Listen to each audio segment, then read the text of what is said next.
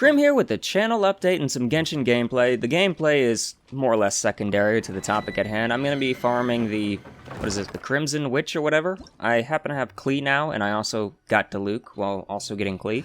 So I need some good artifacts for them, so why not just do this in the background while I talk about stuff? I don't really know how much people enjoy artifact farming videos. I've seen a few of them floating around of, oh, let's see how bad my luck is within 20 minutes of farming these. So I don't know. My luck is always trash, but at the end of the day, it's fodder for other artifacts, so it's not that big of a deal.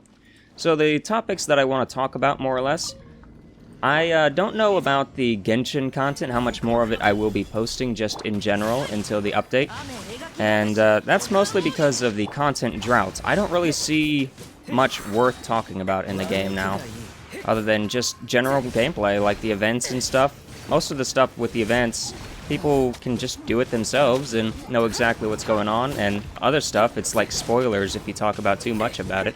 That's one reason I didn't really want to post about the Autumn Wind video, but I posted it anyway, because I figured, you know what, I haven't made a video in close to 3 months about Genshin. I might as well make one now. So, it was just something worth doing, especially good about the, that thing is the Crimson, what is that? Not the Crimson, what am I saying? The, Crux Clash. Sorry, it took me a moment to think about it. My brain.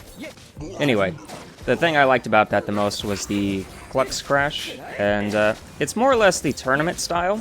It reminded me a lot of a game that I played vigorously a while back, my time at Portia. They had these arena fights that you could do, and they were really fun.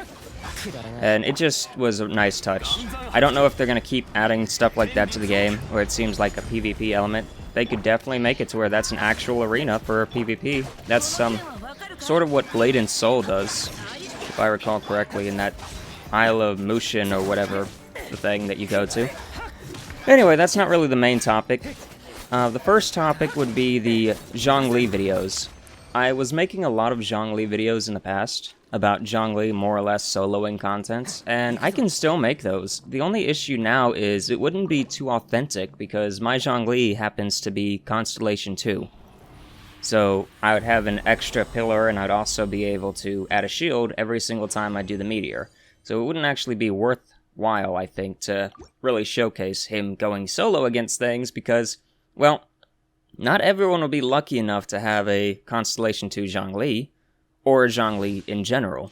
He's an extremely limited time character, and I got the 2 extra constellations or whatever.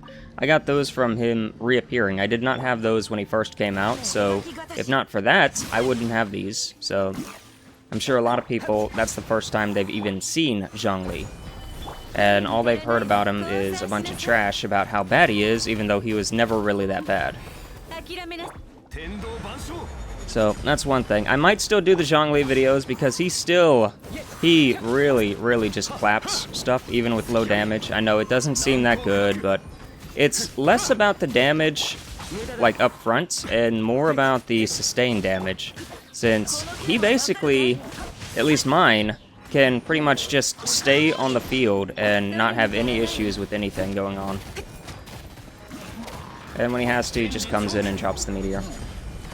So, yeah, Zhongli videos. Probably not going to be making too much about that. I might be making more videos about events that are going on. Like later today, I'll be filming the Albedo event that's in the Apple Isles or whatever. And that's just to see how it will go. I don't know if it's actually worth recording. That's the biggest issue with the events, because a lot of them are extremely tedious and more or less just annoying to deal with. Yeah, my Zhao really doesn't do much damage when he can't swirl stuff. I need to get him better artifacts too, because he's just set for swirl damage, which can hit really hard if it actually can connect, but he needs someone to actually get him started in order to swirl, and he also needs his Q up. So, otherwise it just takes extra time. So yes, I'll probably be filming some of the event videos, the events. I didn't film Klee's because, honestly, I just did not feel like it. I know that sounds pretty bad for content, but I honestly figured if you were going to be playing through the event, then why would you be watching a video about the event if it's a limited time thing? it won't be around to help you or anything like that. And the only time when I think that it might have helped is with the code for the chest. If you didn't happen to collect all the conches and could figure out what the code was, it was something like 5241 or something like that. It was just based on the number for the conches. I can show it after this if that even matters. Let's see, it actually might be gone.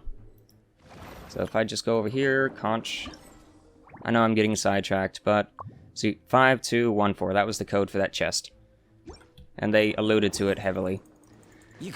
So I don't really know if I'm going to be making event videos because of that reason, how limited they are. But it would be fun. My biggest problem with doing that, though, is it prevents me from actually playing the event. And if it's time sensitive, then, well, I need to get to it. The reason it prevents me from playing it is because I don't want to play it until I'm ready for it. And a lot of these events, it's like, well, you one and done, unless you make a new account and go through the whole thing again. Which, I have another account for that particular reason, but I don't like using it because it is extremely low level and it's more or less a nightmare just to do it. So we'll see what happens with that. As for future Genshin videos, I don't plan on making too many guide videos just because there are so many other people that make perfect guide videos. They have the game that's in the, like, Asian server, so they can access all the stuff ahead of time. And by the time I actually get around to playing with it, all the secrets have been found, pretty much. So it's like, well, why should I even waste my time trying to do this if someone else is already doing it and doing it better? So, it's iffy. Every now and then I'll find some topic that no one's talked about, or I'll just do it in a different way that makes it to where it's easier for people to consume, but for the most part, it's not really worth the time and effort. But I do plan on doing some of the Let's Play stuff involving the new location that we'll be going to in 1.7, I think. I think it's 1.7 or 1.8. The Electro Isle, basically. So we'll see what happens with that. As far as other videos, my channel, surprise surprise, is not a Genshin exclusive channel. I know it seemed that way because I just kept posting Genshin content, but for the most part, I wanted to be more of an art channel with gameplay and such, and I started out with art. I wanted to keep going with art, but I more or less got sidetracked and a little discouraged because of how much work it takes to actually get the art posted. Because one art video that's like 10 hours long to record, to reduce the time down to enough to where it's like on YouTube, it will still take me about 10 hours to render that thing. So that's like 10 hours that I can't use my main computer just because of an art video. It's still doable, especially if I do like faster arts, or if I just do straight on this is the whole thing, or just live stream it. I would like to do that at some point, because that's really, really what I'm interested in. But for video games, they have a new game coming out. I mentioned My Time at Portia. Well, there's a sequel to it. It's called My Time at Sandrock.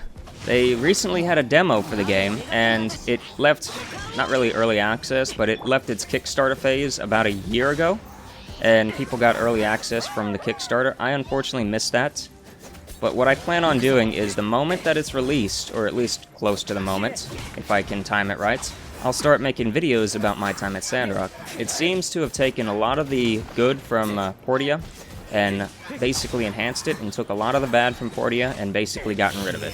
So that seems nice. That seems really nice if I'm looking at this correct.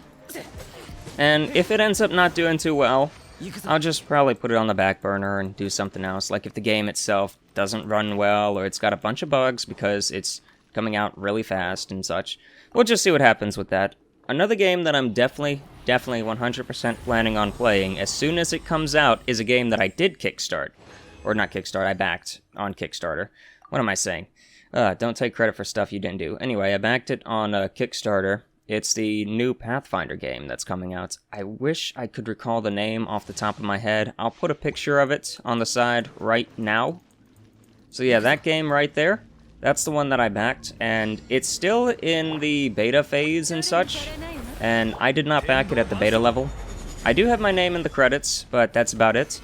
And as soon as that's ready, I plan on just basically recording the whole thing. I don't have any desire to edit anything out of it. Because a game like that, you more or less have to see the whole thing. Now, I might edit some parts later for like a second playthrough to show maybe a guide on where to find stuff and all that. But doing it first playthrough when I'm blind, there's really no point in doing that. We'll just have to see how that turns out. I loved Kingmaker. Kingmaker was honestly one of the best games I've played. I'm really into Baldur's Gate-like content, that isometric Dungeons and Dragons stuff, and this is Pathfinder, so it's not exactly the same universe. It's like 3.5 or whatever in Dungeons and Dragons, if you want to place it in any comparison. It's honestly a good format.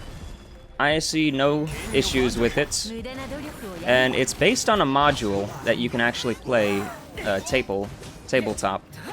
So, I've never really gotten into the tabletop version of Pathfinder. I have all the books for Pathfinder 1, and then, of course, they had to have Pathfinder, version 2, so it's like, well, do I buy all the books again, or do I just wait? Anyway, I don't really play it as a person, I'm more or less collecting the book. I know that seems like a ramble, but I didn't really know how else to approach it. I'm not allowed to record anything about that right now because they are sort of in the non-disclosure phase where you're not supposed to be recording anything, so even if I was in the beta thing, I couldn't actually record it. As far as the other videos that I'll be posting, you might have already noticed that I have a lot of Minecraft videos going up on the channel right now. This is not a mistake. I have been basically playing a group Minecraft thing for almost a year now. I'd say half a year. With a group that I talk to a lot in Discord. And we were playing TMP previously, which is one of the newer mod packs for 1.16. And I just could not record it. That mod pack was so heavy on all the content going on that I was just lagging like crazy. I mean, the mod pack itself required about 7 gigabytes of RAM just to play it. And I only have 10 on my computer that I bought about 10 years ago.